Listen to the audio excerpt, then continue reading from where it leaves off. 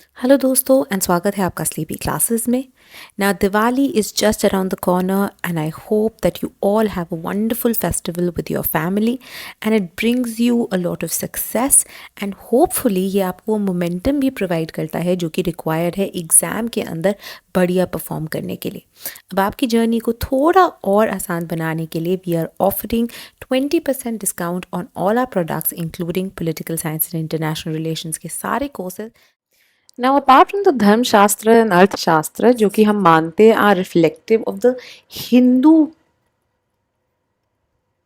tradition of political thought, right? We also have an alternative in the form of the Buddhist political thought. ठीक है, और ये माना जाता है कि जिस तरह से Buddhism and Jainism emerged as an alternative vision जो कि काउंटर करते थे आपकी हिंदुइस्टिक ब्राह्मणिकल एक तरह से हेजेमनी को। ठीक है, उसी तरह से बुद्धिस्ट पॉलिटिकल थॉट भी offers a counter to the Hindu tradition of political thought जो कि बहुत सारे कामों में दिया गया है। राइट, अपार्ट फ्रॉम दिस एक शांति पर्व, एक तो हमने कर लिया Dharmashastra and your Arthashastra. Apart from that even though it's not in the syllabus, जो शांति पर्व है ना महाभारत का, it is regarded as a great treaty on statecraft and politics. ठीक है, इनफैक्ट एस जयशंकर की एक जो बुक है कॉल्ड द इंडिया वे, उसके अंदर उन्होंने बात की है about entirely about Mahabharata. He uses the various learnings, lessons, teachings जो कि शांति पर्व के अंदर रिफ्लेक्टेड है and then applies it to understand India's foreign policy in the contemporary world. ठीक है, अब यहाँ से हम बढ़ते हैं towards the Buddhist doctrine and किस तरह से बुद्धिस्ट फिलोसफी के अंदर भी पॉलिटिक्स कहीं ना कहीं छुपी है। Right, before we start on with the Buddhist political thought, obvious है कि हमेशा आपका जो कोर रिलीजियस बिलीफ है, जो सोशल बिलीफ है, उसी से आपका पॉलिटिकल थॉट भी निकल के आएगा। राइट, एंड बुद्धिज्म के अंदर हम रिगार्ड करते हैं that there are certain principles, there are certain universal principles that are intrinsic to what Buddhism means. ठीक है, तो हम बोलते हैं तीन जो है मेन यूनिवर्सल प्रिंसिपल्स माने जाते हैं as far as Buddhist thought is concern. Right, पहली चीज जो कि बोलते हैं इज द फैक्ट कि इस वर्ल्ड के अंदर कभी भी कोई भी चीज़ लॉस्ट नहीं होती। राइट, फॉर एग्जाम्पल अगर आप अपनी आत्मन की ही बात करते हैं, right, even though Buddhist theory is very different from the Hinduistic theory, Buddhist theory के अंदर the idea still persist that the human soul is almost like a flame. It might change its form, but उसकी existence जो है persistently चल रही है। Right, तो flame क्या, जैसे कि वो एक कैंडल से किसी लैम्प में आ सकती है।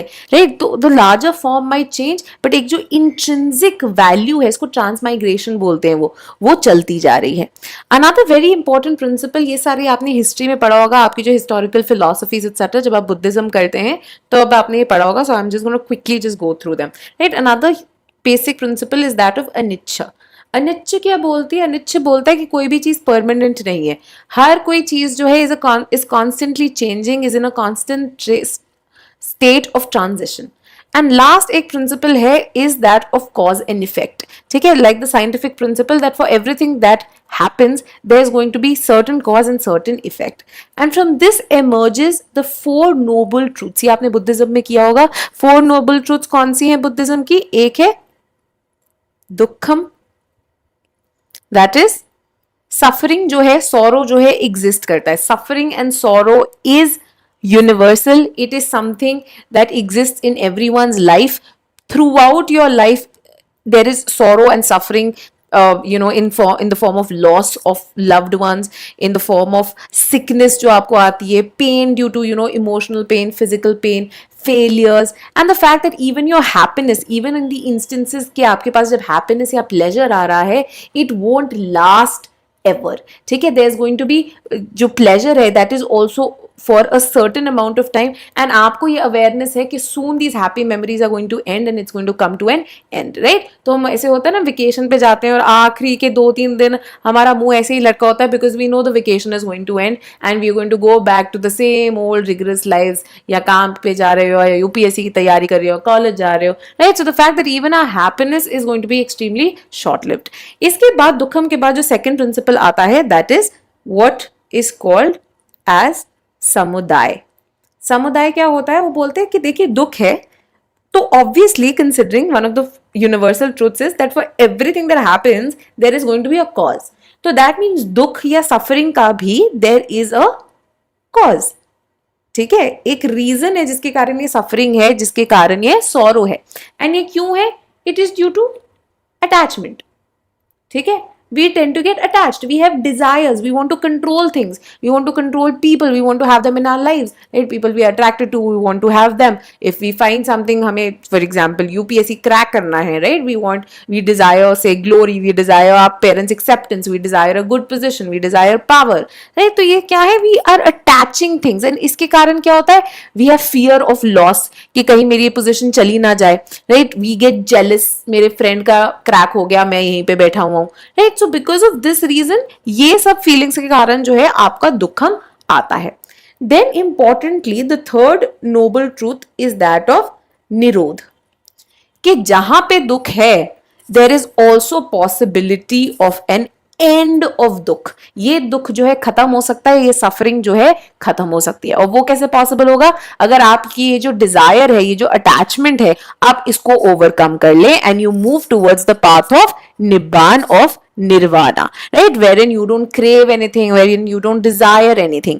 And last and very importantly, how do you achieve this nirvana? It is through magga ya ashtanga magga, which is your 8-fold path. कि अगर आपने ये सफरिंग को खत्म करना है, अगर आपने निर्वाण की तरफ बढ़ना है, तो आप को ये सिर्फ तब पॉसिबल है if you move on the 8-fold path which is your अष्टांग मग्गा. और ये 8-fold पाथ के अंदर हम क्या बोलते हैं? दिस इन्वॉल्व्स राइट थिंकिंग, सोचो सही, don't desire things, don't want, you shouldn't desire someone's downfall, so on so forth. Right aspiration, right welfare मांगो, खुशी मांगो. तो सिर्फ वो जो मिस यूनिवर्स मिस वर्ल्ड में आके बोलते हैं ना, आई Dzire world peace, right? You should actually mean that and not just say it for the sake of winning a crown, right? So right aspiration भी होनी चाहिए. देन राइट स्पीच, ठीक है, झूठ मत बोलो, कड़वा मत बोलो, सो on so forth. Right conduct, how you conduct your self, किस तरह का आपका बिहेवियर है, किस तरह के आपके मैनर है, किस तरह से जो है आप अपनी लाइफ जीते हैं. Right beliefs, obviously your beliefs matter a lot, right? Life के अंदर आप क्या बिलीव्स रखते हैं, किस तरह की चीजों को परस्यू करते हैं, सो on so forth. Right efforts, so it's not just your intention which matters but also your actions.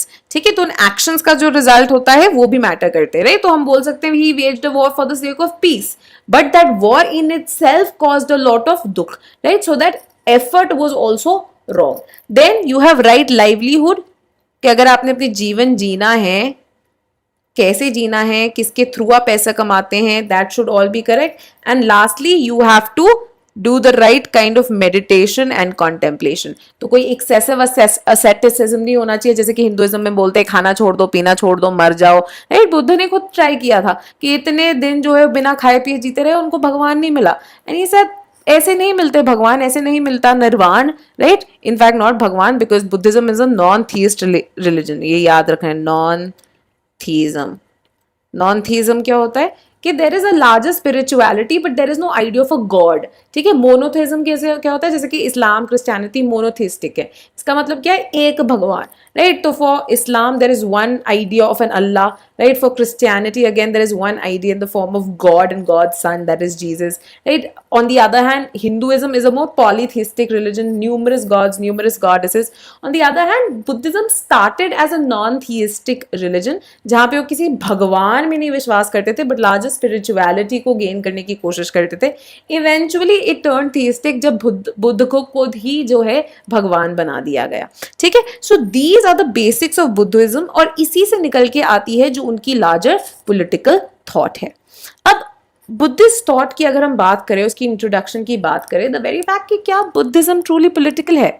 Now there's a lot of debate regarding it, right? Now we see कि देखिए 4th 5th century BC, first millennium BC के around जो है ये शुरू हो गया की तरफ जो है इस्टेब्लिश होने आ गया, राइट? सो बेसिकली जैसे कि अब इस दौरान जो है जो अब ये काउंटर एग्जाम्पल्स उभर के आते हैं, राइट? सो योर आपने हिस्ट्री में पढ़ा होगा that your 4th and 5th century BCs are regarded as these phases of great reform and tumultuation and so on and so forth, जब जो ये जो ब्राह्मणिज्म और हिंदुइज्म थे जब वो और ज्यादा कॉम्प्लेक्स बनते जा रहे थे, बहुत रिचुअलिस्टिक बनते जा रहे थे, a counter came in the form of numerous other sects and the two most prominent of these sects were Buddhism and Jainism, right? तो बुद्धिज्म को as an alternative social and religious philosophy जो है view किया जाता है।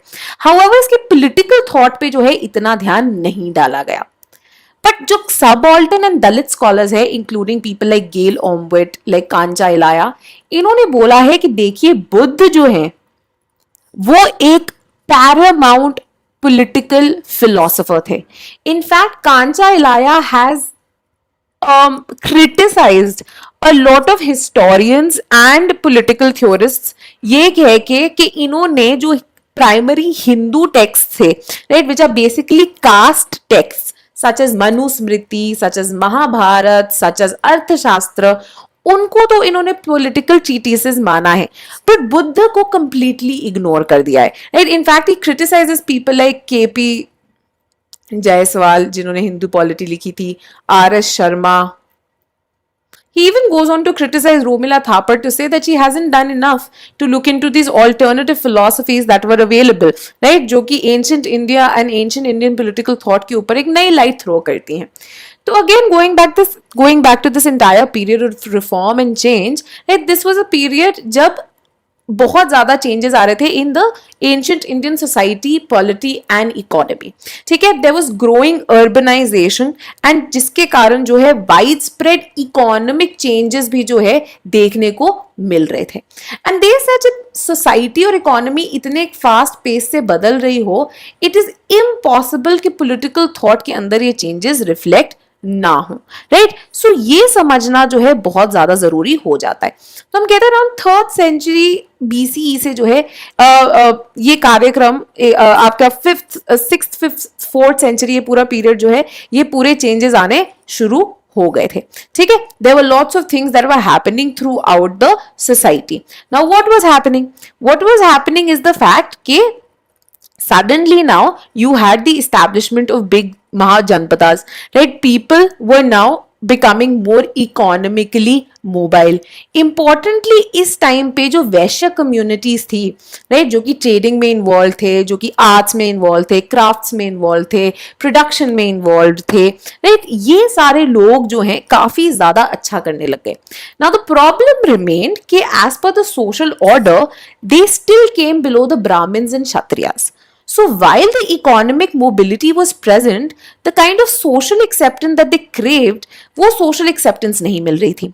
वहीं साथ में as the mahajanapadas were becoming stronger and stronger and kings जो है वो भी ज्यादा strong strengthen हो रहे थे, they were also extremely unhappy with the kind of monopoly that Brahmins enjoyed over the idea of knowledge, virtue, legitimacy. Now you have to understand क्योंकि Hindu tradition क्या चाहे जितने मर्जी उनकी वो क्वाज़ी कॉन्ट्रैक्चुअलिस्ट थ्योरी उन्होंने आगे रखी है, an important thing related to them is the fact कि जो ये किंग है वो किसी ना किसी से गॉड, किसी ना किसी तरह से भगवान से रिलेटेड था, और ये जो कड़ी थी बिटवीन गॉड एंड किंग उसको लेजिटिमाइज कौन करता था? ब्राह्मण्स जो हैं वो लेजिटिमाइज करते थे। ब्राह्मण्स कहते थे कि हाँ जी मुझे भगवान ने बताया है कि यही किंग जो है ये चुना गया है जो कि आप पे रूल करेगा, and that is why the Brahmins used to anoint the king. तो एक तरह से जो लेजिटिमेसी थी महाराज की वो किस पे डिपेंडेंट थी? ब्राह्मण्स पे डिपेंडेंट थी, right? So now because of this reason the Kshatriyas also want to happy with the kind of monopoly जो कि ब्राह्मण्स के पास थी। तो इसके कारण क्या हुआ? इसके कारण अब नए नए चेंजेस आने लग गए। On one hand, you have the emergence of new prosperous merchants and new classes and peasants, becoming free and producing. And on the other hand, you also have a more assertive Kshatriya caste. Right. तो अब इसके कारण क्या हुआ, इसके कारण they were now seeking alternative sects जो कि ब्राह्मणिज्म और हिंदुइज्म को चैलेंज कर पाए, and this they found in the form of Buddhism and Jainism. In fact, when we look at founders also of Buddhism and Jainism, हम यही बात करते हैं that they both came from the Kshatriya clan. Now we know the founder of Buddhism was who? It was Siddharth, Gautam Siddharth, who himself was a prince, right? जो royal Shakya clan था उसके वो Prince थे, तो एक तरह से वो भी क्षत्रिय क्लैन से ही बिलोंग करते थे, right. And now this Kshatriya person starts an alternative sect which is now a competition to Hinduism. तो obviously ऐसे sect में क्षत्रियस को और वैश्यास को एक better position दी गई, right? And that is why a lot of these people were then attracted towards these new religions that were coming up. However, Bhikhu Parekh जो है completely agree नहीं करते इस व्यू से कि ये जो sects थे completely इन्होंने ब्राह्मणिज्म एंड हिंदुइज्म को रिजेक्ट कर दिया और इन्होंने एक alternative life view आगे रखा. In fact, Parekh says there's a lot of things that are parallel and similar to both Hinduism and Buddhism. In fact, he says कि बहुत सारे ऐसे ideas with regard to spirituality, with regard to how they view the world, वो भी जो है similar हैं. Right? तो for example वो idea देते कर्म थ्योरी का. Karma theory is something which is similar to both, which is available to both Hinduism as well as Buddhism. कि जिस तरह के आप actions करोगे, again this is reflective in your cause and effect theory, universal truth जो कि Buddhism में भी है कि जो काम करोगे as you reap so shall you sow. ठीक है, तो ये दोनों ही, ये आइडिया जो है दोनों ही फिलोसफीज में अवेलेबल था. Similarly the idea of an eternal atma, right, किस तरह से आत्मा ट्रैवल करती है that might be different, but the idea of an eternal soul, ये भी something, it was something that was common to both Hinduism as well as Buddhism. तो पारेख का इनफैक्ट ये मानना है कि the only difference, concrete difference that existed between Hinduism and Buddhism was the fact कि Buddhism and Jainism जो थे दे were less ritualistic.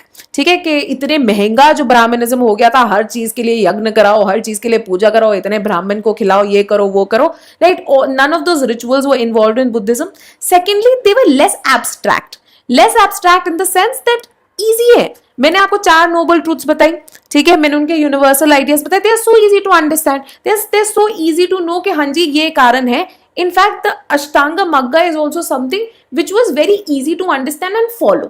ठीक है, तो सिमिलरली उन्होंने लेटी के लिए भी जो है और इजियर रूल्स जो है वो अवेलेबल करा दिए थे, right. So what happens now is कि जो एक मेटाफिजिकल और बड़े ही एब्स्ट्रैक्ट रूल्स जो कि हिंदू फिलोसफी में अवेलेबल थे उसको सिंप्लीफाई कर दिया गया by Buddhism. So masses could relate to it. ठीक है, तो उन्हें समझ में आता था, right. Via Plato and Aristotle so difficult to understand, इतनी मेटाफिजिकल, इतनी एब्स्ट्रैक्ट चीजों की बात करते कि लोग उनसे कनेक्ट ही नहीं कर पाते. वही मैकियावेली कितनी सीधी साफ सुथरी बात करता है, ठीक है, आपको समझ में आ जाती है. So most people find Machiavelli very entertaining. So if you ask them, अरे who was your favourite political philosopher, a lot of people will be like, oh, Machiavelli. Why? Because he talks in such easy things. You witness these things around you, they are easy to connect with, and that is why you end up following that, right? तो उसी तरह से Buddhism ने भी हर चीज को clarify कर दिया, इजी कर दिया, सिंपल बना दिया, कोई बड़े बड़े एब्स्ट्रैक्ट आइडियाज नहीं लिखे. Lastly and very importantly, unlike the Brahmanical elitism जो कि हिंदुइज्म में एग्जिस्ट करता था, वो हटा दिया गया बुद्धिज्म द्वारा, right. So Parekh accordingly, these were the main differences between the two, right? And despite these differences, there was a streak of commonality, which is why Parekh has called Buddhism the rebel child of Hinduism, right? So he says the Buddhism is one of those rebellious children that want to, take the high road and do things that their parent wouldn't really agree to. So he compares Buddhism to that. ठीक है, कांचा इलाया now is even more एक तरह से और भी ज्यादा एक alternative view आगे रखते हैं. And again he follows that entire critical line of thought wherein he says कि महाभारत को इंपॉर्टेंस दी गई है, अर्थशास्त्र को इंपॉर्टेंस दी गई है, पर बुद्ध एक बहुत ही इंपॉर्टेंट पॉलिटिकल थिंकर थे. Specially when you think of the subaltern in terms of breaking caste barriers, right? No one did it better than Buddha. So by ignoring Buddha, you are actually ignoring an entire segment of the population, right? So now Ilaiah goes on to talk about कि Buddhist philosophy इतनी crucial क्यों है। पहला point जो वो देते हैं is the fact कि बुद्ध को आपने सिर्फ एक रिलीजियस थिंकर की तरह ही नहीं देखना। Buddha in fact Ilaiah argues is much much more than just a religious thinker.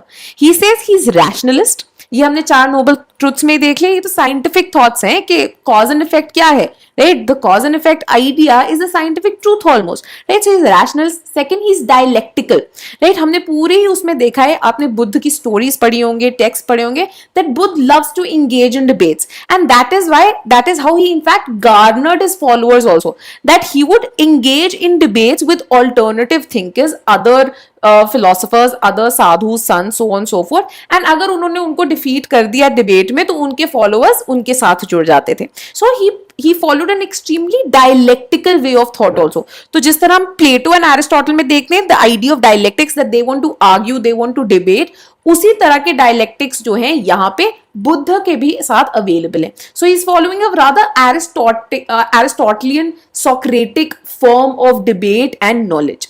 ठीक है, साथ ही में एक सोशल थिंकर है। Social thinker in the fact that he is concerned about people, right? ये चिंता करते हैं about the marginalized, about the deprived. ये बस ये नहीं बोलते कि हाँ जी कर्मा थ्योरी है, पुराने जन्म में तुमने गंदे कर्म किए होंगे इसलिए अभी सफर कर रहे हो। No, he wants to uplift them all. So that is why there are numerous instances as far as the Buddhist thought is concerned wherein he is engaging with, say, people who are on the margins of the society, including prostitutes, including lower castes, including disabled. ठीक है, तो एक तरह से इलाया कहते हैं that this is extremely revolutionary when you come to think of ancient Indian thought. Next Ilaiah बोलते हैं कि ये बहुत ही टमल्शियस पीरियड था, जैसे कि हमने आपको पहले ही बता दिया। बहुत सारे चेंजेस आ रहे थे, बहुत सारे जो है क्लासेस ऊपर आ रही थी। It was also a time of great conflict, of great debate, जिसके कारण ब्राह्मणिज्म के अगेंस्ट कंटेंशन में, कंपटीशन में ये सेक्ट्स जो है अराइज हुए। नेक्स्ट इलाया सेज, पहली बार he says this is much before Hobbes, Locke, Rousseau even thought of social contract theories. He says Buddha was the first person to put up a truly contractualist theory of the origin of the state, right? He completely disregards the Hinduistic tradition. He says Hinduism की जो quasi contractual theory is all a farce. Actual में वो divine right में ही believe कर रहे हैं, they just want you to think otherwise. तो actual में अगर एक true contractualist theory कभी आई है, that is by Buddha. Next he says a significant contribution जो है बुद्धा की can be seen also in practical aspect, and practical aspect in the form of political institution building. So it wasn't just philosophy, but in fact even in terms of the kind of institutions that he encouraged कि Buddhism का political thought देखा जा सकता है। And this comes in the form of Buddhist संघ, जहां पे जो बुद्धिस्ट मंक्स थे उनकी कलेक्शन होती थी, वो लोग वहां पे रहते थे, right? So he says, Ilaiah says कि ये बुद्धिस्ट संघ जो है is an embodiment of both democratic and communist principles. The fact that it was democratic, everyone had an opportunity to put forth their view, had an opportunity to put forth their opinion, had a say in the decision making, and communist in the sense कि यहाँ पे किसी की caste या class did not matter, right? Once you were a part of the संघ, it did not matter कि आप कोई rich परिवार से आए थे, poor परिवार से आए थे, क्षत्रिय थे, वैश्य थे, शूद्र थे, ब्राह्मण थे, क्या थे, it did not matter. All of you were brought down to the same level. हर कोई जो है भिक्षु था, हर किसी के पास वही एक बोल था, वही सेम कपड़े थे, और हर कोई जो है वही एक्टिविटीज में इन्वॉल्व था। तो इलाया का मानना है दोनों ही democratic and communist principles in practice देखे जा सकते हैं in the Buddhist Sangha. Another important view in this regard is by Davidson Clark. इन्होंने in fact एक किताब लिखी है which is known as Buddhism or Protestantism in the East. तो वेबर ने ये माना था, वेबर का एक बहुत इंपॉर्टेंट वर्क है ऑन प्रोटेस्टेंटिज्म, और उन्होंने एनालाइज किया था कि किस तरह से the rise of capitalism was both encouraged by, ठीक है, as well as a factor in the emergence of the prominence that Protestantism enjoyed. इसी तरह से डेविडसन क्लार्क व्यू करते हैं बुद्धिज्म को as a form of Protestantism in the East. तो जिस तरह से Protestantism had come against the ritualistic, extremely complex and corrupt Catholic culture in the West, उसी तरह से हिंदुइज्म एंड ब्राह्मणिज्म के अगेंस्ट जो है इमर्ज हुआ बुद्धिज्म। तो जिस तरह पारेख कंपेयर करते हैं कि हाँ जी सिमिलैरिटीज है, ऑब्वियसली प्रोटेस्टेंटिज्म एंड कैथोलिसिज्म में भी काफी सिमिलैरिटीज है, but then there are again differences which led to the emergence of the Protestant sect, right. उसी तरह से because there were certain problems in Hinduism, उसी के कारण emergence of Buddhism became possible, right? साथ ही में डेविस एंड क्लार्क्स कहते हैं कि there are lots of similarities that can be found between Buddhism and Protestantism, right? Certain practical issues like treat others as you want to be treated. Similarly, the idea कि अगर आपने एक अच्छे individual बनना है तो love and compassion is the pathway to go. साथ ही में दोनों ही Protestantism as well as Buddhism extreme asceticism, ritualism, इन सब को रिजेक्ट कर देते हैं, ठीक है। तो आपने सुना होगा कि कैथोलिक उसके अंदर they started the church had started giving this sort of purchase, जो कि अगर आप खरीद लेते हो तो वो बोलते हैं आपके सारे पाप धुल गए, ठीक है। तो हिंदुइज्म में भी ऐसा होता था, इतना बड़ा यज्ञ करा लो तो क्या होगा, आपके सारे पाप धुल जाएंगे। Protestantism rejected this against Catholicism and यहाँ पे Buddhism rejected this idea of Hinduism. साथ ही में a very common thing between Protestantism and Buddhism comes in the form as कि दोनों ही ये जो sects थे they were supported by the newly rising enterprising classes. तो इंडिया में जो वैश्यस थे एंड वेस्ट में जो कैपिटलिस्ट मर्केंटलिस्ट क्लास थी उन्होंने प्रोटेस्टेंटिज्म को काफी ज्यादा सपोर्ट किया। सो इस बेसिस पे a comparison, a parallel can be drawn between the two. Next, we now come to the concrete political ideas which are in Buddhist thought. The first idea is with regard to the origin of the state. Right? Now, we say that in contrast to Brahmanical literature, right, जिसके अंदर semi या quasi contractualist theory थी, जहाँ पे भगवान and Brahmin still played a crucial role.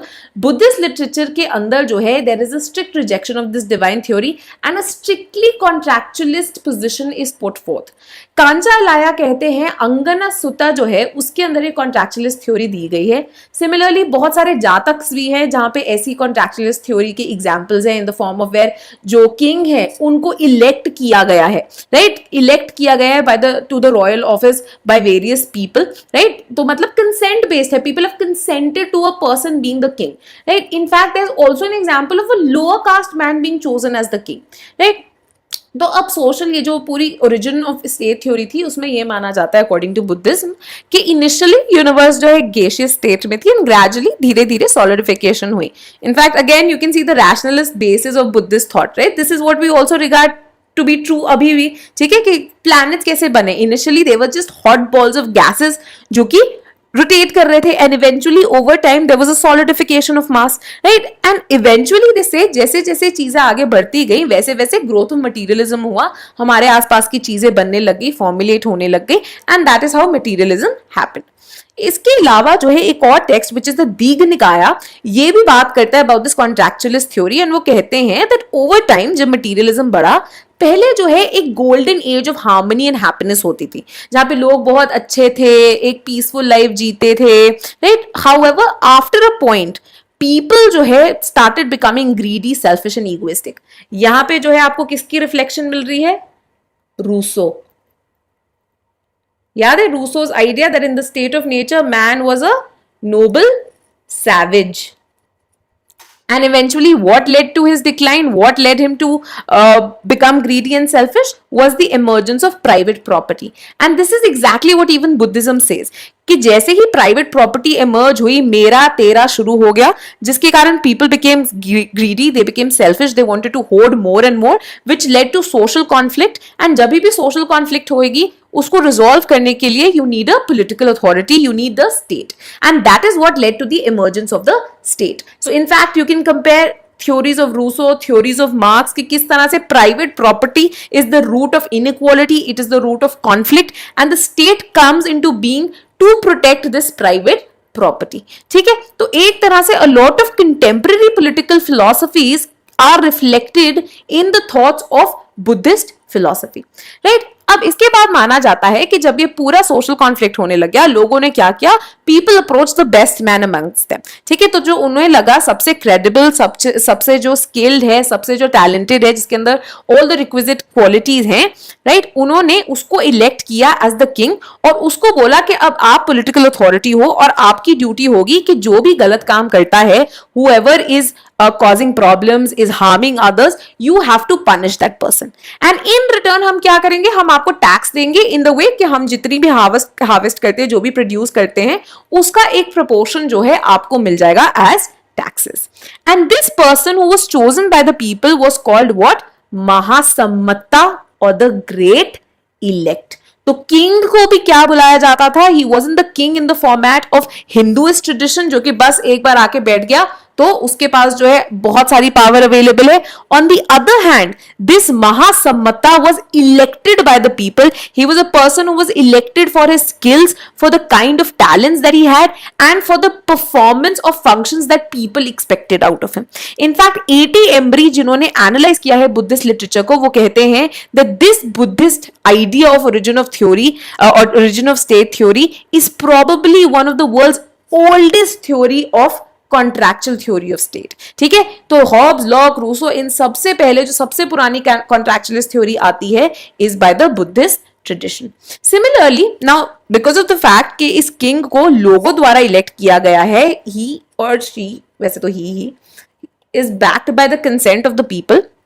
इसका मतलब क्या है? जातक कहते हैं कि अगर किंग अपना काम ढंग से नहीं करता, if he tends to be tyrannical, if he becomes arbitrary, लोगों के अधिकार छीनता है, लोगों को सफरिंग कॉज करता है, तो इसकी रेमेडी क्या है?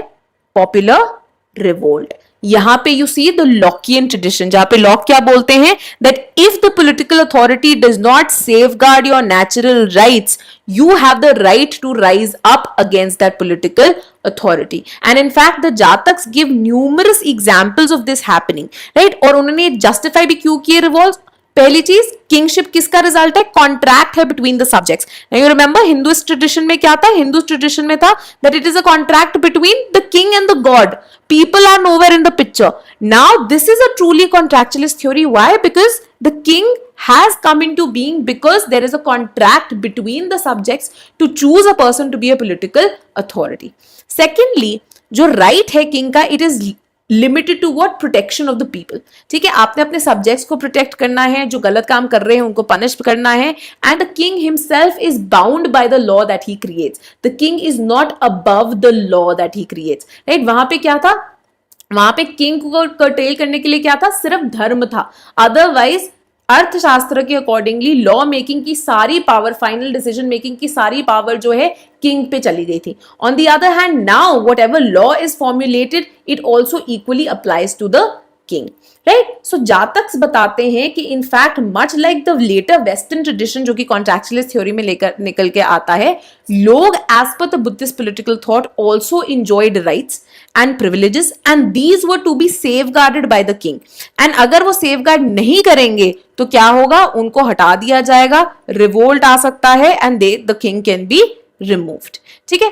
Now apart from this, there are also numerous instances जिसको हम बोलते हैं रिपब्लिकन ट्रेडिशन। रिपब्लिकन ट्रेडिशन क्या होता है? इंडिया इज अ रिपब्लिक जहां पे बेसिकली आपका जो हेड ऑफ स्टेट है वो इलेक्टेड होते हैं। जैसे कि हेड ऑफ स्टेट इंडिया में कौन है? प्रेसिडेंट है। प्रेसिडेंट का क्या है? इनडायरेक्ट इलेक्शन होता है, but in some way the people are electing him, even though it's an indirect election, कि आपके जो रिप्रेजेंटेटिव्स हैं आगे जाके प्रेसिडेंट को चुन रहे हैं। तो इसी तरह का एक रिपब्लिकन ट्रेडिशन जो है कई जातक्स में भी दिखाया गया है, राइट? जैसे कि हमने पहली बात की दीघ निकाय में भी, कि जो किंग इलेक्ट है किसने उनको चुना है? या लोग चुन रहे हैं, और जो नेक्स्ट किंग कौन बनेगा उसको कौन डिसाइड कर रहा है? पुरोहित डिसाइड कर रहा है। किस बेसिस पे डिसाइड कर रहा है? There is going to be a test of his qualities, right? Test of his qualities मतलब कि क्या वो स्किल्ड हैं, क्या वो टैलेंटेड है।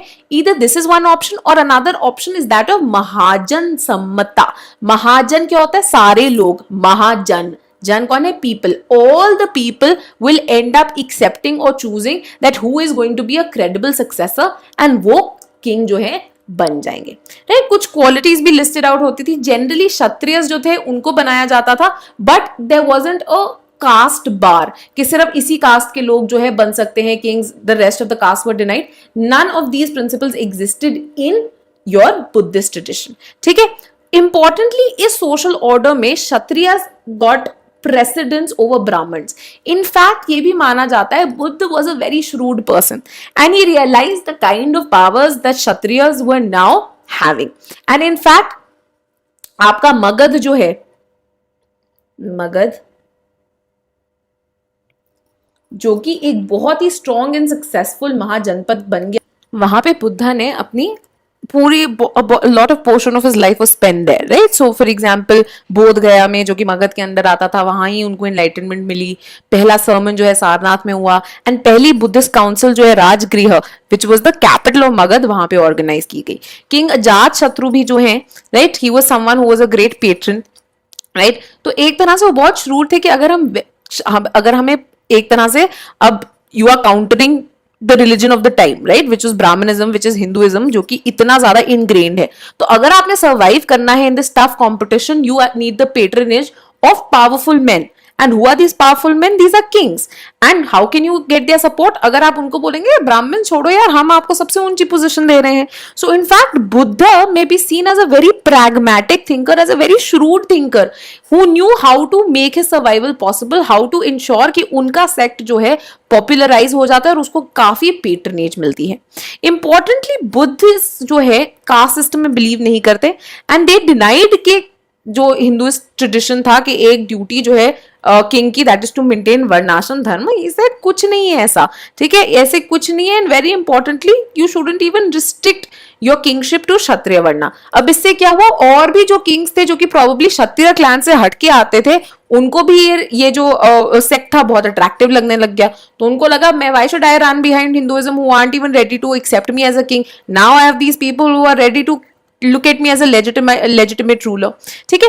इंपॉर्टेंटली हाउएवर, एक चीज जो कि Hindu tradition and Buddhist tradition में कंटिन्यू होती है इज द फैक्ट कि the happiness of the king was again linked to the welfare of the people. The only way in which a king can be happy is if उनकी जनता खुश है, right? If the people are happy, if they are well taken care of, अगर उनका welfare insured है, तभी जो king है वो हैप्पी रह सकता है।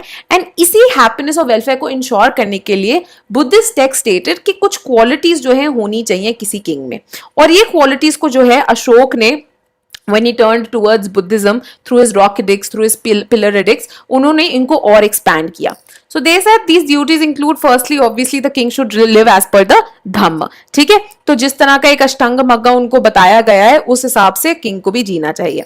सेकेंडली, ह्यूमैनिटी सर्व करे, लोगों की देखभाल करे, यूनिवर्सल हेल्थ केयर उनको प्रोवाइड करे, राइट? बुद्धिस्ट टेक्स्ट इनफैक्ट वो one of the first text to talk about universal health care, right? Education services दे, लोगों के हित के लिए चीजें बनाए, राइट? जो डिप्राइव्ड है, मार्जिनलाइज्ड है, डेस्टिट्यूट है, वल्नरेबल है, उनकी देखभाल करें। देन रिलीजियस टॉलरेंस उठाए, जो है सेलिब्रेट करें, राइट? किसी भी तरह की communalism wasn't promoted, why? Because all kinds of violence was and hatred was rejected by Buddhism, right? Violence, hatred, ये सब किसका कारण है? Desire and attachment का कारण है। तो आपको ये नहीं होना चाहिए कि हाँ जी my religion is better than yours or what you think is lesser than mine, right? So ये सब जो है नहीं होना चाहिए। Religious tolerance को बहुत ज्यादा उन्होंने support किया। Very importantly, non-aggression towards neighbors. Now you can contrast this to अर्थशास्त्र, जहां पे उन्होंने क्या बोल दिया था, that your neighbor can never be your friend, your neighbor will always be Ari, which is an enemy. Now against Arthashastra, which saw neighbor as an enemy, on the other hand, ये क्या बोल रहे हैं? Non aggression रखिए, peaceful रखिए, foster कीजिए harmony, foster कीजिए development, ठीक है, और धर्म को स्प्रेड कीजिए। अगर आपका धर्म ही इतना अच्छा होगा तो बाकी जो आसपास के स्टेट्स हैं उनकी जनता खुद चाहेगी कि आप उन पे रूल करो। So you won't even have to wage wars, they will force their kings to listen to you, right? Next he says that send ambassadors, या जितने भी आपके एनवॉयज हैं, राइट, जितने भी आपके फॉरेन एनवॉयज हैं, इनको भेजिए विद मैसेज ऑफ पीस। तो जिस तरह से हम अशोक का एग्जाम्पल देखते हैं कि श्रीलंका में उन्होंने अपने बच्चों को भेजा to spread Buddhism, to spread peace and message of religious tolerance, right, वही जो है यहाँ पे इंक्लूडेड है। देन कंस्ट्रक्ट कीजिए पब्लिक यूटिलिटीज को, रोड्स हो गए, इन्स हो गए, वेल्स हो गई, जो भी चीजें लोगों को चाहिए होती है। फॉरबिड कीजिए cruelty towards animals, right? So the idea of again जानवरों को मारना नहीं, क्रूअल नहीं होना उनके against, things that was stated in the rock addicts and pillar addicts of Ashok again, right? इसके अलावा दीघ निकाया एक और बहुत इंपॉर्टेंट चीज बोलती है। वो एक स्टोरी सुनाती है ऑफ किंग दालनमी। वो कहते हैं कि ये किंग दालनमी और उनके बच्चे तो थे ना, वो कहते हैं कि देखिए, अब तो जब बुद्धिज्म आया तो हमने धम्म का रूल इस्टेब्लिश कर दिया। धम्म क्या है? राइचियस स्टेट, जो कि एथिकल कंडक्ट फॉलो करता है, लोगों की देखभाल करता है, right, path of wrong doing से उनको हटाता है। बट ओवर टाइम धीरे धीरे ये जो धर्म चक्र है, जो डिवाइन व्हील है, राइट, जो कि हर चीज को बैलेंस में रख रहा है, ये ओवर टाइम जो है गिर जाएगा या डूब जाएगा या अपनी प्लेस से हट जाएगा, right. So it's almost like जैसे हमने फेजेस किए थे ना हिंदू फिलॉसफी में, ओके, हम लोग कलयुग की तरफ बढ़ रहे हैं, बट हिंदू फिलॉसफी में ये एक लीनियर था कि सतयुग से शुरू हुई जर्नी ये कलयुग पे ही रुकेगी, and which will lead to the eventual destruction of the entire society.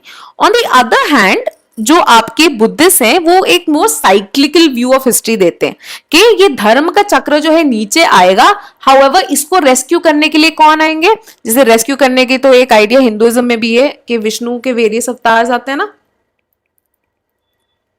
Vishnu के 10 अवतार रेस्क्यू करने आते हैं ह्यूमैनिटी को, वैसे ही इस धर्म को रेस्क्यू करने के लिए भी कौन आएगा, there will be a universal emperor, right, जो कि धर्म की इंपॉर्टेंस दोबारा लोगों को समझाएगा, who is known as chakravartin, ठीक है। और ये कैसे करेंगे, not through war, not through violence, but अपने अच्छे कामों से, through his efforts, through his actions, through his speech, wherein he will conquer hearts of the people, ठीक है, he will show compassion, he will show love, and people will want to be associated with him, right, and this is the path that eventually Ashok जो है ये follow करते। So post Kalinga war the kind of path that we see Ashok approaching is that of the Chakravartin. So in fact he is trying to legitimize himself as the universal emperor by claiming कि देखिए Buddhism में तो बोला गया था ऐसा होगा, मैं करके दिखा रहा हूं आपको, right? This is the message that I am spreading. Another very important part of the political thought of Buddhism is obviously the Buddhist Sangha and the kind of democratic principles जो कि embody करता था। Professor रीस David's हैं जिन्होंने बहुत ज्यादा in depth study किया है बुद्धिस्ट लिटरेचर को, और उन्होंने फोकस किया बुद्धिस्ट संघ पे, और उन्होंने बोला ये जो संघ थे ये बनाए गए थे based on certain democratic principles. For example Rhys Davids जो है एक एग्जाम्पल देते हैं, वो बोलते कोई भी डिसीजन मेकिंग अगर होती थी ना,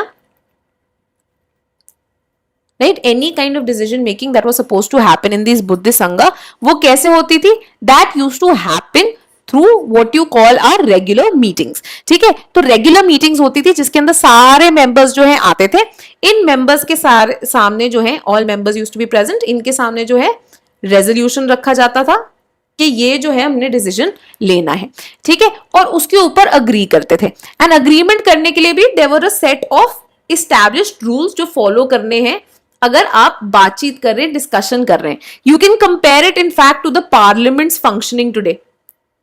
हम आज भी डिसीजंस कैसे लेते हैं, पार्लियामेंट होती है, पार्लियामेंट में सारे एमपीज जाते हैं, पार्लियामेंट के अंदर एक strictly followed set of rules and regulations है, right. You have the speaker in Lok Sabha and the chairman in Rajya Sabha जो कि एक मॉनिटर की तरह बैठते हैं एंड इंश्योर करते हैं कि ये जो रूल्स हैं ये फॉलो किए जा रहे हैं, and then there is voting on various kinds of resolutions on various kinds of rules, and उस बेसिस पे जो है डिसीजन लिया जाता है। और ये जो रेजोल्यूशंस थे इनको रीस डेविड्स कहते हैं, इनको बोला जाता था कम वच्चाज, राइट। सो जैसे हम बिल्स पास करते हैं दे बिकम एक्ट्स, वही होते थे जो कम वच्चाज भी हैं, ठीक है।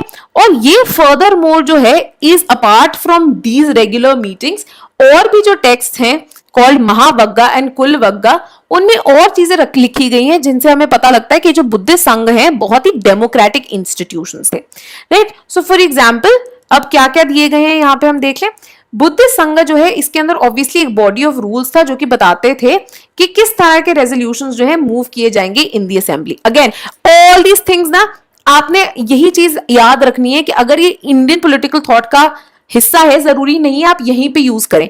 अगेन फॉर एग्जांपल अगर पार्लियामेंट के ऊपर क्वेश्चन आ जाता है in your part 2, compare it to this कि किस तरह democratic nature of the parliament was required, and it is something that we see even in a Buddhist thought, and वहां पे कितनी बड़ी इंपॉर्टेंस दी गई है to ensure democratic debate and discussion which is probably gone out of fashion in the contemporary Indian society and polity, ठीक है। तो यहाँ पे उन्होंने क्या बोला था, एक स्ट्रिक्ट रूल्स दे दिए थे और उन्होंने बोला था कि आपने फॉलो करने।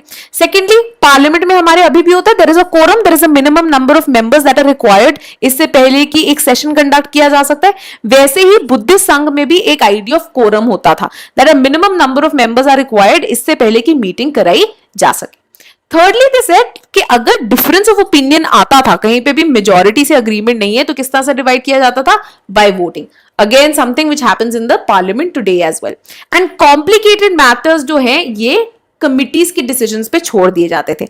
इंडिया में भी, इंडियन पार्लियामेंट में भी कमिटी कल्चर है, पर अगर कोई भी कॉम्प्लिकेटेड या थोड़ा controversial bill आता है, हम कहते हैं refer it to a committee, right? That a smaller committee with experts can refer it to other people who have more knowledge regarding the same, can gather opinions, can give you counter examples, can give you further suggestions and recommendations, so that you can have a really balanced law, right? So यही idea of committees जो है तब Buddhist संघ में भी available था, right? And this ये जो नेचर है ऑफ बुद्धिस्ट संघा, ये बहुत ही इंपॉर्टेंट फॉर्मेट है जो आज भी हम इतने functioning of the Indian parliamentary system में विटनेस कर सकते हैं। ठीक है, लास्टली एक जो बोलते हैं कि डेफिनेट रूल्स जो हैं वो एग्जिस्ट करते थे विद रिगार्ड टू कि अगर कोई एब्सेंटी है, अगर नहीं आए कुछ मेंबर्स, तो उनके वोट्स का अब हम क्या करेंगे। अब इंडियन पार्लियामेंट में भी ऐसा होता है ना, वॉकआउट हो जाता है या आधे मेंबर्स आते ही नहीं है, तो इनफैक्ट रूल्स इसके रिगार्डिंग भी थे कि अगर से बहुत इंपॉर्टेंट मुद्दा है एंड कोरम हो गया but lot of members are not present, right, तो अब हम क्या करें, क्या इतने इंपॉर्टेंट मुद्दे पे भी बस उतने से लोगों का डिसीजन मान ले? नहीं, दे वुड प्रोबेबली देन से कि चलिए दोबारा वोटिंग कराते हैं when more people are available, right, या फिर अगर वो लोग जो है अपने प्रॉक्सीज भेज सकते हैं, right. So a lot of rules and regulations were put into place and in fact this can be something that even the Indian parliamentary system can look at in if it tries to reform itself or make itself better and further encourage debate, discussion and inclusion in decision making. Last जो aspect आता है of Buddhist political thought deals with war, violence as well as righteousness. अब Hindu tradition, चाहे वो महाभारत की बात हो, right, Mahabharat में आप शांति पर्व देख लीजिए, आप भगवत गीता देख लीजिए, इट एक्सॉल्ट्स वॉर, राइट। एक तरह से it looks at war as a cleansing practice, कि बुराई का सर्वनाश हो, अच्छाई की विक्ट्री हो। ठीक है, तो वॉर का ट्रेडिशन बहुत सेलिब्रेटेड है हिंदू थॉट, चाहे वो महाभारत देख लीजिए, चाहे आप अर्थशास्त्र देख लीजिए। On the other hand Buddhism is strictly against war, और उनका ये मानना होता था it's not just the defeated, it's not just the poor people who die, but even the victor can't rest in sleep. In fact you see what happened to Ashok, right? He sees the destruction around him, he sees the suffering around him and he himself becomes so sorrowful, right? तो यही मानना था बुद्ध का कि victory जो है hatred breed करती है, तो जो जीता भी है किंग उसके अंदर एक सॉर्ट ऑफ हेट्रेड रहती है, राइट, एक सेंस ऑफ ईगोइज्म, एक सेल्फिशनेस आ जाती है कि देखो मैंने तुम्हें कुचल दिया। जो डिफीटेड है वो तो ऑब्वियसली पेन में जी रहे हैं, they are suffering, they have lost everything, right. So चाहे आप विक्टर हो चाहे आप वैंक्विश्ड हो, आप दोनों ही सफर कर रहे हैं। सबसे पीसफुल जिंदगी वो जी रहे हैं जो काम है, who don't desire war, right? These are the people who've given up both victory and defeat, who aren't related, जिनको कोई कंसर्न नहीं है, जीते हारे जो मर्जी हो। Those are the most peaceful people, जो कि सबसे खुशी से, सबसे हैप्पीनेस से रह रहे होते हैं। इनफैक्ट यही माना जाता है कि इंडिया की एक जो नॉन एक्सपेंशनिस्ट पॉलिसी है, which focuses on fostering international relations, which focuses on debate, which focuses on negotiation, compromise, which focuses on international treaties and agreements, right? ये सब जिसको हम पंचशील बोलते हैं कि हमने अपने दूसरे जो कंट्रीज हैं उनकी टेरिटोरियल इंटेग्रिटी को भी मेंटेन करके रखना है, उनके अंदर के जो भी मामले हैं उनमें इंटरफेयर नहीं करना है, म्यूचुअल रिस्पेक्ट दिखानी है। ये सारे पंचशील के जो आइडियाज है जो हमारे फॉरेन पॉलिसी को गाइड करते हैं, इनफैक्ट इसी बुद्धिस्ट ट्रेडिशन की कंटिन्यूएशन देखे जा सकते हैं। और यही हम बात करते हैं कि डीपीएसपी का जो आर्टिकल 51 है जो बात करता है प्रमोशन ऑफ इंटरनेशनल पीस की, सिक्योरिटी की, हार्मनी की, राइट, ये भी जो है एक बुद्धिस्ट ट्रेडिशन की ही रिफ्लेक्शन है, राइट। सिमिलरली इनका ये माना जाना था कि अब चाहे आप अर्थशास्त्र देख लीजिए, राइट, चाहे आप इवन धर्मशास्त्र देख लीजिए, दंड के ऊपर फोकस जरूर रहा था। क्यों? क्योंकि उनका माना जाना था कि अगर धर्म को आपने मेंटेन करना है, it is not possible to do so without danda, without punishment, right. Buddha says कि ये भाई बड़ा ही इनकरेक्ट वे है कि अगर आपने देखिए धर्म को अपहोल्ड करना जरूरी है, बट अगर आप इन नेगेटिव वेज के थ्रू ही धर्म को अपहोल्ड कर रहे हो, देन व्हाट्स द पॉइंट। ठीक है, कि एक तरह से ये एक एग्जांपल हो गया कि ट्रैफिक लाइट्स लगी हुई हैं, राइट, बट जिस दिन वहां पे एक ट्रैफिक पुलिसमैन नहीं खड़ा है तो आपको डर नहीं है चलान का, आप वो ट्रैफिक लाइट्स तोड़ते रहते हो। बुद्ध सेज कि अगर आप सिर्फ डर के कारण किसी चीज को अबाइड कर रहे हो then you are truly following it, right? कि अगर कोई ट्रैफिक पुलिस वाला नहीं खड़ा हुआ और आप लाइट जंप करते हैं उसके बाद भी आपका एक्सीडेंट हो जाता है। Whereas on the other hand, if it is truly ingrained in you that following traffic rules is at the end of the day making my life secure, making other people around me feel more secure, safeguarding my as well as mine as well as their lives, तो इससे क्या होगा, बिना दंड के डर से, बिना फियर के डर से आप उन रूल्स को फॉलो करोगे, आप उन एथिकल प्रिंसिपल्स को मेंटेन करके रखोगे। और यही प्रिंसिपल जो है उन्होंने राइचियसनेस का माना, जहां पे उन्होंने बोला कि ये मेरा ब्राह्मणिकल कॉन्सेप्शन ऑफ धर्म से कंप्लीटली डिफरेंट है। The Brahmanical conception which is based on caste, which is based on wand, which is based on fear, which is based on punishment. And on the other hand, this is considered to be closer to the Western concept of virtue, which is seen in the writings of people like Socrates, Plato, Aristotle, wherein they want these ideas to be taught to people. लोगों को आप educate कीजिए regarding the necessity of righteousness, regarding the necessity of ethical life, right? और एक बार वो लोगों में ingrained हो गया तब आप उनको डरकाने की धमकाने की जरूरत नहीं है। People will automatically end up following it, right? And this righteousness is a result of what? Mental discipline, right? वो कहते हैं total application righteousness की तभी possible है अगर आपके अंदर वो ingrained हो जाए that I have to get used to it, right? So the fact, अब हम आपको बोलते हैं ना टाइम टेबल बनाओ, पढ़ो पढ़ो पढ़ो, सिर्फ एक बार क्लास देखने से कुछ नहीं होगा, right? The righteous path to cracking UPSC क्या होगा? एक mental discipline बनाना, एक rigorous टाइम टेबल फॉलो करना, नॉट बीइंग डिस्ट्रैक्टेड बाय से सोशल मीडिया, यूट्यूब और you know what your friends are doing, where are they going, but the fact that I have this principle, I have this goal to achieve and I have to follow this path so as to be able to achieve it. ठीक है, Buddhism के accordingly ये जो principles of righteousness है ये दोनों ही internal domestic policies में भी आपको गाइड करते हैं, एक तरह से जहां पे आपको बताते हैं कि you have to serve your people, and on the other hand आपकी फॉरेन पॉलिसी में भी एक गाइडेंस फैक्टर है जहां पे आपकी नेबर्स के साथ बना के रखते हैं, राइट? नेगोशिएशंस पे स्ट्रेस डालते हैं, वॉर को अवॉइड करने की बात करते हैं। वेरी इंपॉर्टेंटली दे से जो ये राइचियसनेस है और ये जो सेट ऑफ एथिकल प्रिंसिपल्स हैं, राइट, ये are not only applicable to the subjects, right, but they are equally applicable to the king himself. So unlike say Machiavelli who says कि नहीं, रूलर के लिए अलग सेट ऑफ प्रिंसिपल्स है, subjects के लिए, सिटीजन्स के लिए अलग सेट ऑफ प्रिंसिपल्स है, right? This is not something that Buddha will agree with. He says no, ethical principles are something which are common to one and all. Another very crucial thing that you find in the Buddhist political philosophy is value for human life, value for human freedom, right? So the fact कि let people choose, don't let caste and one decide what they should do, right? Everyone should be treated with equal respect. और यही idea जो है हमें can't जब individual को primacy देते हैं, इंडिविजुअल डिग्निटी की बात करते हैं, ये जो है हम बुद्धिस्ट आइडियाज के साथ रिलेट कर सकते हैं। ठीक है, बुद्ध के लिए all is sacred, everyone around you, चाहे वो एक छोटा प्यूनी फ्लाई हो, चाहे वो एक किंग हो, they all have the same life in them, they all have the same soul in them, and that is why all of them are sacred, all of them should be respected, all of them should be taken care of.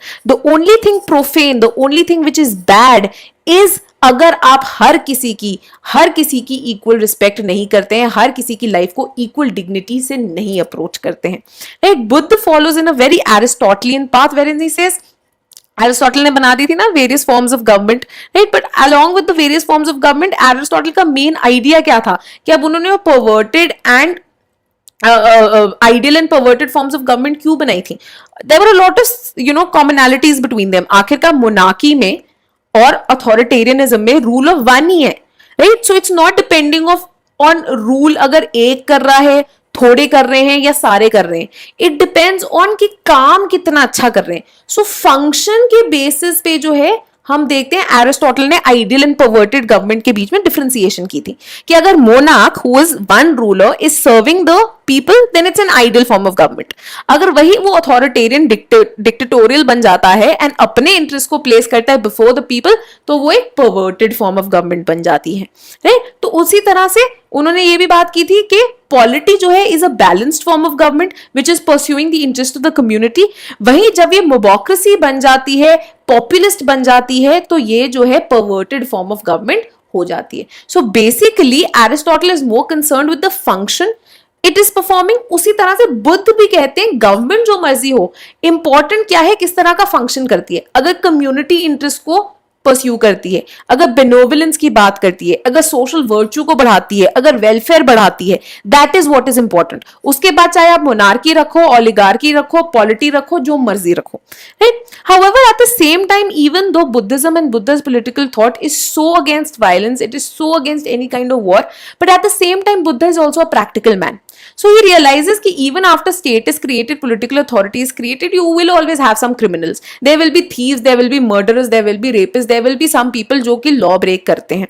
And इनको जो है सबक सिखाना जरूरी है, because if you let them go, right, they might end up committing that crime again. ठीक है, आप ये नहीं एस्पायर कर सकते कि एक ही बार में उनको भी धम्म समझ में आ जाएगा. तो इसीलिए अंगुत्तरा निकाया जो कि एक टेक्स्ट है, एक बुद्धिस्ट टेक्स्ट है, उसमें लॉर्ड बुद्ध ने खुद बोला है कि आप एक फियर जो है ऑफ सिवियर पनिशमेंट वो बना के रखिए.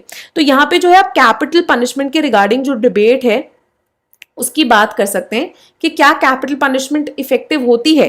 अकॉर्डिंग टू बुद्ध एक तरह से ये फियर जनरेट कर सकती है जो कि एक डिटेरेंट की तरह एक्ट करता है, राइट, कि जो कि लोगों के अंदर वो डर जमा देता है कि अगर मैंने ये किया तो मुझे ये पनिशमेंट मिल सकती है. I can be put to death, my limb can be cut or something or the other can happen, right. So along with being a socially reformist philosophy, Buddhism also happens to be extremely political and pragmatic in its approach.